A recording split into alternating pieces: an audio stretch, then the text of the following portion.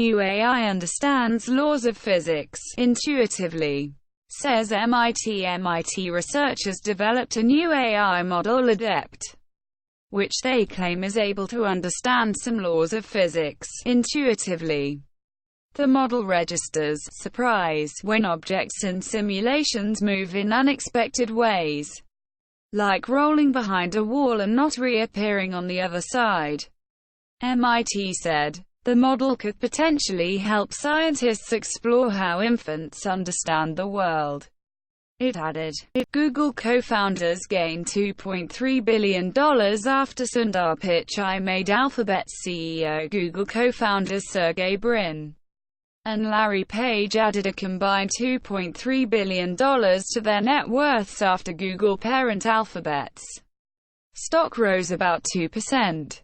Bloomberg revealed. This came after Google's 47-year-old India-born CEO Sundar Pichai on Wednesday was also named Alphabet CEO. The two co-founders each own about 6% of the internet giant and still control Alphabet through special voting shares.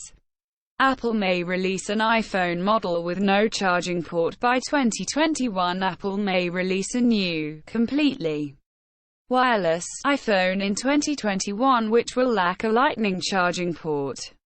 A report by analyst Ming-Chi Kuo said.